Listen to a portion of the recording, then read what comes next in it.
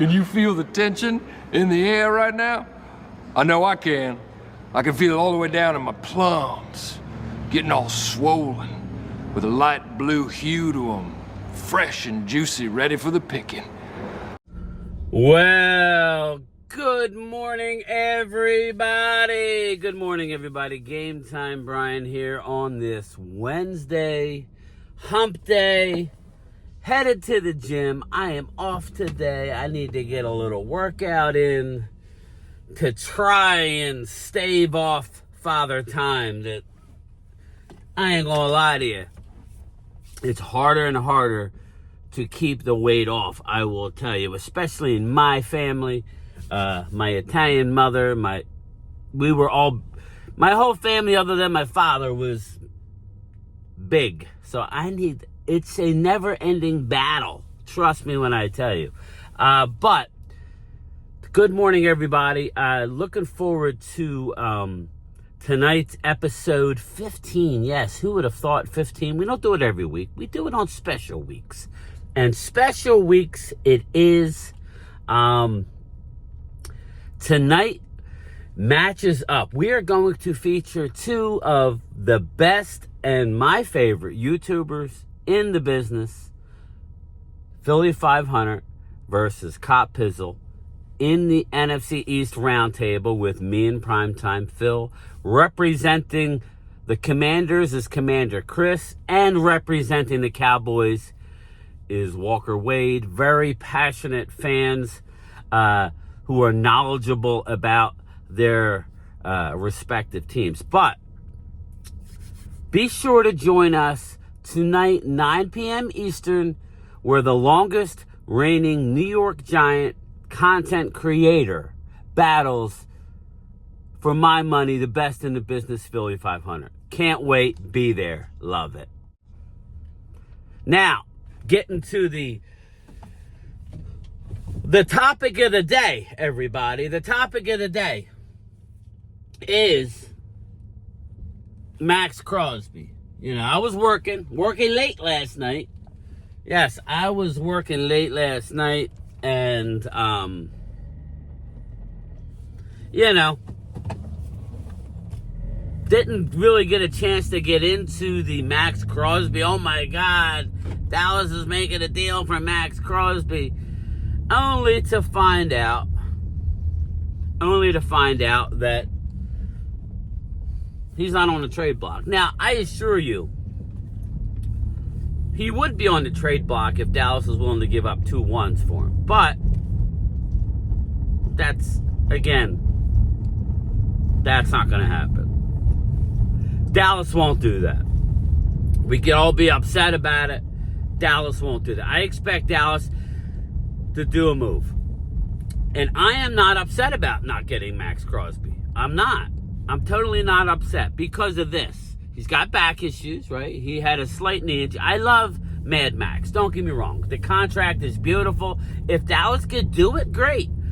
I'm looking for maybe a 1 and a 5 this year, and we'll throw in a 2 next year. That would be the highest I would go. Maybe if they want a player, throw in, if you need an offensive line. We have pieces to trade, people. You have to decide whether you think you're a couple players away. Again, in this NFL, I think you could be.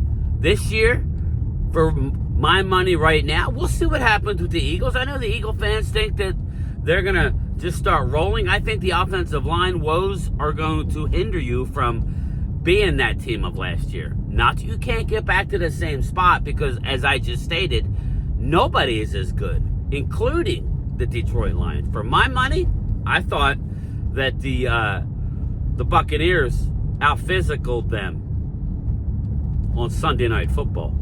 Or Monday Night Football, excuse me. But Baker Mayfield couldn't hit the broadside of a barn, it seemed like. He was overthrowing everybody.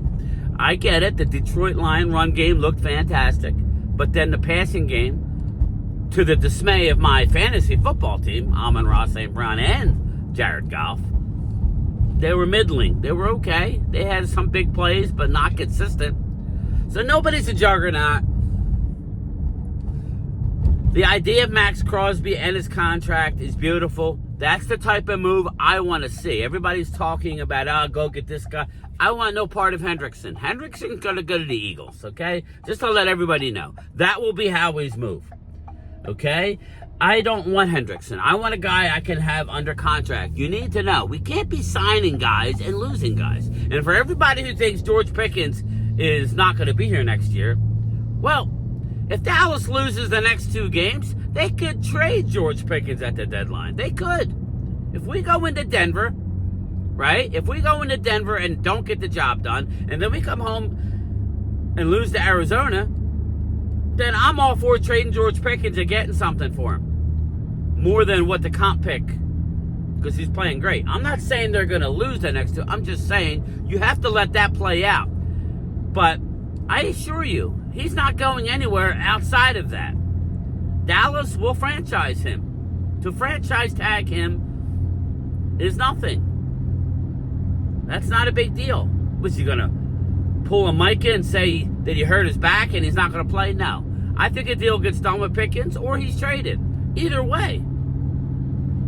I think the latter is a little bit far-fetched. I think that they want to keep him. If you watch Sounds of the Sidelines, I say go watch it. Do it now. Go do it now. So that's what I'm saying. Go watch it.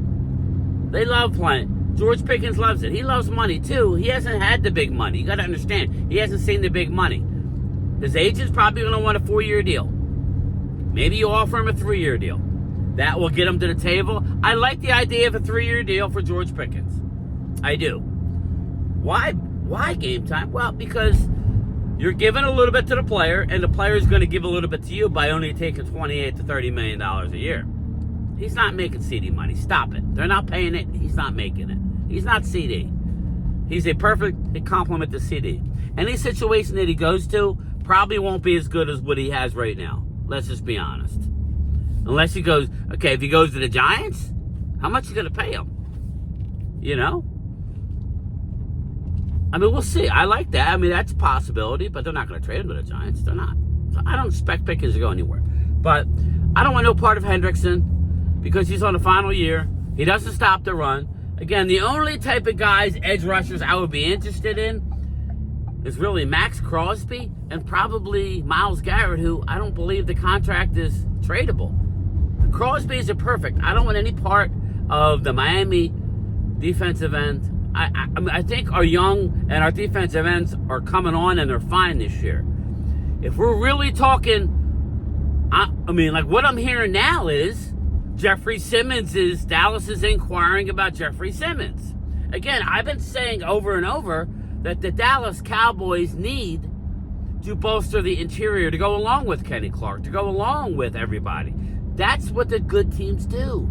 And Jeffrey Simmons' contract is beautiful. Tennessee, you're dumb for holding on to Jeffrey Simmons. You were way further away, in my opinion, than the Raiders are. So, again, you know how I feel about Quinnen Williams. I made a video on it. I still believe that's in play. I do. So if you're telling me Quinnen Williams and Jeffrey Simmons, now we're hearing Demario Davis. That's not going to cost nothing at all. That may cost you TJ Bass. If I said, we'll trade you TJ Bass for Demario Davis, would you do it? You can get 2 years at it. I mean, I doubt Dallas would I don't know that Dallas would do that because of Demario Davis' age, but he's playing at a high level. But I think more realistically, with Overshown coming back, the emergence of Shamar at linebacker, I could see a linebacker, but I really think defensive tackle, people need to just slow it down. Outside of Crosby and Myles Garrett, and I don't think Myles Garrett who is tradable with his contract. So let's look at Crosby. If he's off the table, move away from edge rusher. Nobody's going to move the needle. Bradley Chubb? No. Let Ezeraku and company continue to grow. I challenge anybody. Do me a favor. After watching this video, go and look at the top paid defensive ends and tell me how many Super Bowl championships they have. The smart quarterbacks these days, yes. Would I love a Max Crosby? Yes, I would. Why? Because he's a stud against the run. He's a two-way player, unlike Micah. Sorry, Micah's not a two-way player, right? Max Crosby is a two-way player. If you can get him, get him. But obviously that's not happening. Outside of that, go get me either Quinnen Williams, and now we're hearing Jeffrey Simmons. We're hearing Dallas will make a deal. But that goes back to what I've been saying all along. You have to earn the right to make the trade. Now, Jerry poo-pooed that. I'm telling you that if you lose to Denver and you come home and you can't beat Kyler Murray, who's never lost at AT&T, even though I think we put boot to ass this year. Now, if we go 1-1, I think we make a move. You go 0-2, zip it, shut up, don't make a move. And if we go 2-0, yeah, watch out. It's on the table. I don't want to hear you don't know shit. It's on the table. So, but just look it up. The top-rated edge rush, or the top-paid edge rushers haven't won squat-ta. What has Myles Garrett won? Right? What is Micah Parsons now? What has he won? What is a TJ Watt? Keep going. Who is the stud? Because the NFL quarterbacks are smart enough to be able to see it. They could defend it. They could roll out. It's the interior pass rush.